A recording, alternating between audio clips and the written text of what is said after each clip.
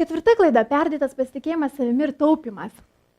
Tai čia irgi tokį pavyzdį papasakos, irgi atėjo klientė ir jinai sako, atėjo su paveikslėliu, kas yra labai sveikintina, bet atėjo, aš noriu taip. Ir aš žiūriu, aš matau, kad nelabai, taip, jai nelabai, kaip ir gerai atrodytų, bet ten bandžiau logiškais argumentais sudėlioti, kad galbūt nelabai praktiška, ten bla bla bla.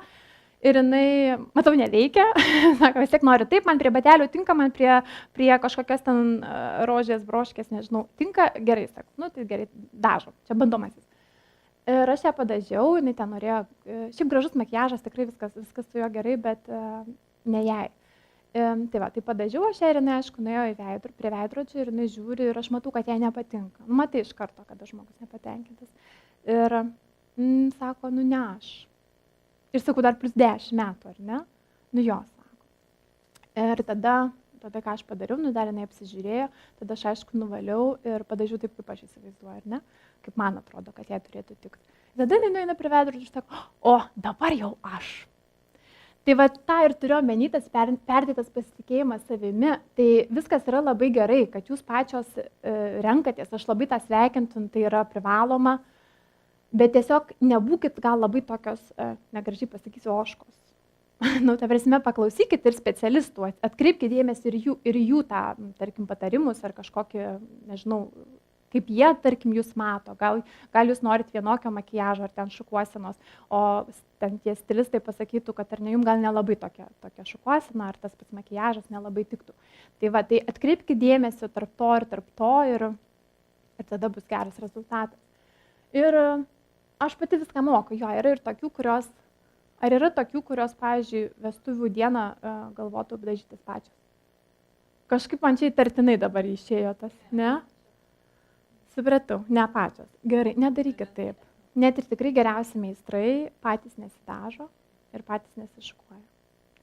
Nes niekada pati nepasidažysi taip gerai ir nesusišukuosi, nes, nu, nematysi, tu akių nematysi, jeigu tu veidą gali pasidengti gražiai, akių tu vis tiek taip gražiai nesusitvarkysi, neišsiretušuosi, tarkim, taip pat šukuosina irgi, kažkaip pabaigos nematysi. Ta prasme, pasitikėkit, per daug nepasitikėkit, bet šiek tiek pasitikėkit labiau meistrais, kad jie, žodžiu, tikrai geriau padarys negu jūs pačios. Ir išleido per daug pinigų, tai va tas taupimas. Tai čia turiu omeny, kad sako, man nereikia bandomai. Aš iš karto varysiu taip. Tai irgi, žinokit, aš asmeniškai atsisakau dažyti tada apskritai, be bandomojų, nes tai didelis iššūkis ir man, ir nuotakai, ir nebent, aišku, ten labai jūs, tarkim, jūsų meistras yra jūsų geras draugas, pažįstamas, kuris jūs yra dažęs ar šukavęs daugybę kartų, tada dar, tarkim, sakyčiau, kad jis pažįsta jūs ir gali kažkiek tais kaip rizikuoti.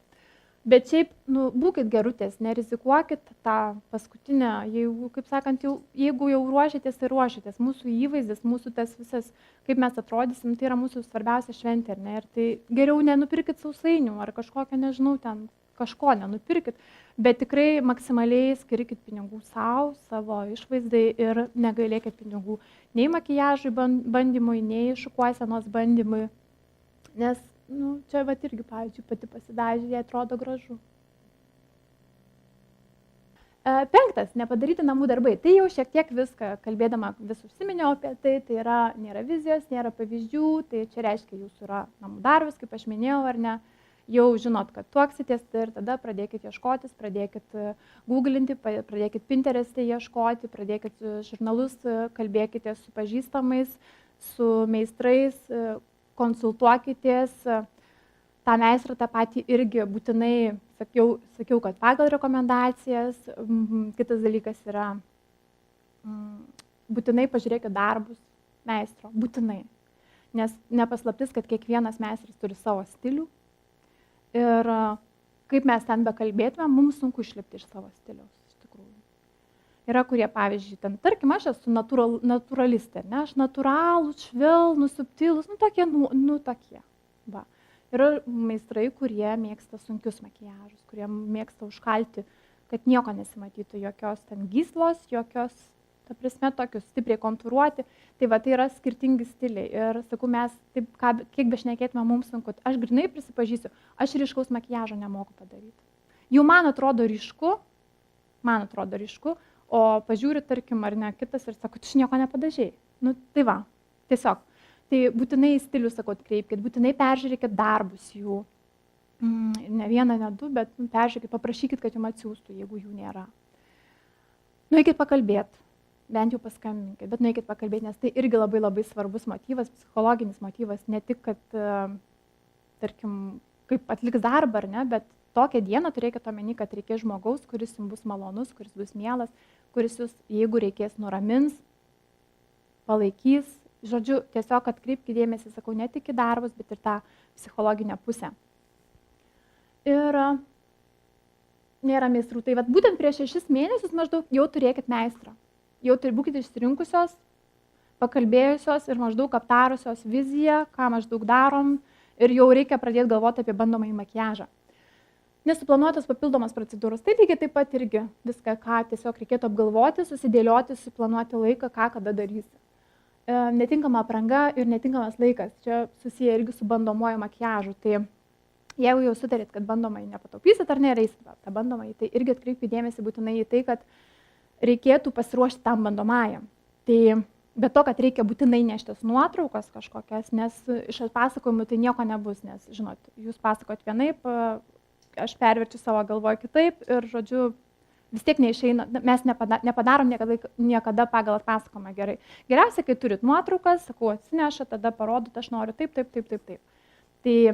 Tai va tą padaryti ir irgi reikėtų atkreipti dėmesį, kad reikėtų užsisakyti bandomąjį makiažą dienos metu, būtinai, kad būtų dienos apšvietimas, nes vis tiek vestuvės tai bus nuo ryto iki vakaro, tai kad tam apšvietime jūs ir matytumėtės. Ir rekomenduoju visą laiką fotografuotis. Vienintelis atvejis, kai aš turbūt pateisinu selfius, tai būtent, kai darais makiažą, šukuoseną kažką fotografuoti, žiūrėti, kaip tu atrodai. Ir dienos būtent metu. Ir apranga, tai vėlgi apsirenkit baltai arba apsirenkit tokią spalvą, kokią jūs tiesiog jau rengsitės, ten šampano ar kažkokia kitokia spalva.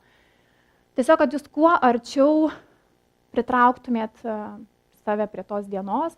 Lygiai taip pat irgi apie įdegį jau kažkiek užsiminiau, ar ne, dirbtinis įdegis. Jeigu jūs planuojate kažkokias procedūras ar purškiamo įdegio, ar nežinau, šiaip kažkokie soliariumai, ko aš nerekomenduoju niekada, vėlgi perspėkit. Būtinai perspėkit meistrą, kad tai planuojate. Eksperimentavimas. Tai yra pirmą kartą daromas veido procedūros ir nauji produktai bandomi. Tai va čia jau pavyzdys būtų iš mano pačios patirties, kai aš turėjau eiti į įvaizdžio kūrimo kursus, pirmą paskaitą, ir aš išvakarėse gavau dovanų tokį žiauriai prabangų kremą, mėginuką. Ir galvoju, paskui aš pasižiūrėjau, tai jis kainuoja 200 eurų tas kremas. Tai jau čia tikės stebuklo, ne, už 200 eurų galvoju, vau, čia atsikelsi įvaizdžio kursus, nueis visą tokia. Ypač, kai aš reprezentuoju Neringos grožio patarimai, ne, kaip ir turėčiau normaliai atrodyti. Ir aš pasitepiau to kremu. Ir atsikeliu aš kitą dieną ir, o Dieve mano, aš atsiprašau, čia nėra kažkokiu labai super religingų šio, o Dieve. Gerai. Vienu žodžiu, tikrai atsikėliau, visų pirma, tai skausminga buvo, visas veidas buvo tarsi degė, antras dalykas buvo ištinusi, išberta raudonom dėmėm ir spageliais ir sakau, ir skaudėjo.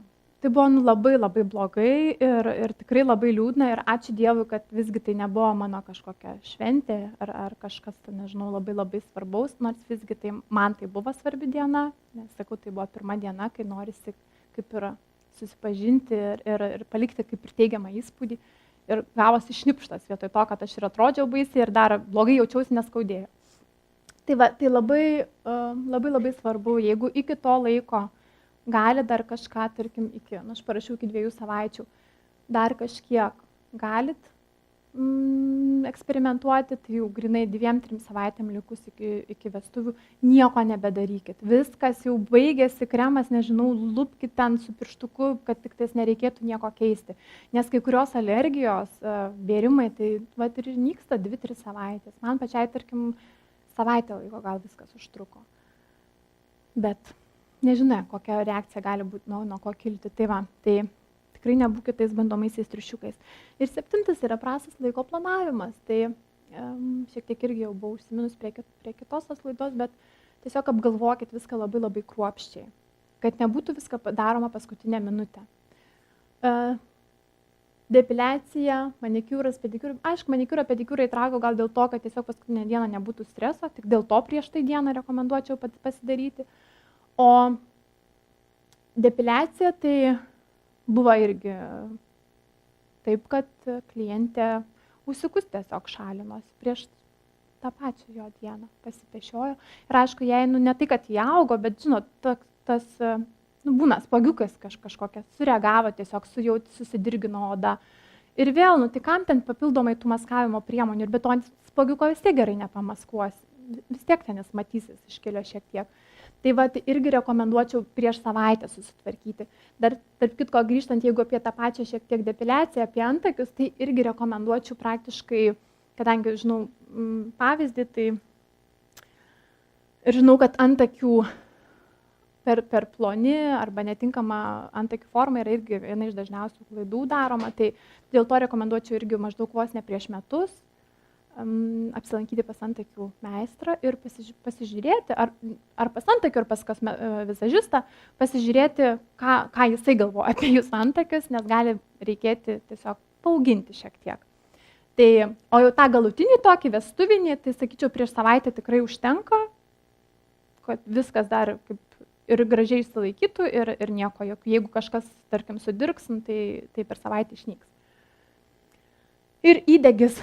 Vėlgi, čia parašiau nuo mėnesio iki 2 savaičių, tai aišku priklauso, bet tai irgi viena iš labai tokių didelių klaidų, nes, tarkim, man buvo taip, kad atėjo į bandomąjį klientę, viskas kaip ir gerai su ja, padažiau, viskas gražiai. Ir tada jinai ateina vestuvių dieną ir lupasi nosis. Ir galvoju, ką dabar daryti, nes sako, aš biškai pasideginau, ta prasme, bet perspėjau, kad jinai truputį padegs, bet tai aš galvoju, normaliai, civilizuotais būdais, su kažkokio dirbtinio įdegio, tarkim, produktais ar kuo. O jinai kažkur į kalnus gal dar išvažiavo, žodžiu, kur dar daugiau gauna saulės ir be apsaugos pavarė. Tai va, tai jos nosis, aišku, buvo atsilupus tokia, šerpetojanti, dėmėta jau, ta prasme, skirtingos spalvos. Tai ką daryti? Tai va, tai aš tai visų pirma, tai aišku, tikrai, kaip jau ir sakiau, soliariumų nerekomenduoju, įdegių nerekomenduoju, rinkitės savaiminio įdegio tikrai produktus, arba purškiamą tą, bet irgi žiūrėkit, rinkitės produktus labai atidžiai. Rinkitės, kad nebūtumėt oranžinės, kad nebūtumėt dryžuotos ir viską, aišku, reikėtų irgi išbandyti jau gerokai anksčiau. Aš sakyčiau, rekomenduočiau visą tą padaryti, tarkim, prieš bandomąjį makiažą, kad aš kaip ir minėjau, į bandomąjį makiažą jūs ateitumėt daugiau mažiau tokia, kokia jūs būsit per vestuves. Tai irgi atkreipkite dėmesį, kokį jūs to įdegio, pavyzdžiui, norėsite, jeigu ten tamsesnio ar ne, tai tiesiog paskaičiuoti tą laiką, susiplanuoti taip, kad jau viskas būtų čik. Dar kartą primenu, kad tai yra 7 tos didžiausios mano išskirtos klaidos, tai yra pernelyg didelis pasitikėjimas kitais, nepakankama veido odos priežiūra, nepakankamas dėmesys mitybai ir gyvenimo būdai, perdėtas pasitikėjimas savimi ir taupimas, nepadaryti namų darbai, eksperimentavimas ir prastas laiko planavimas.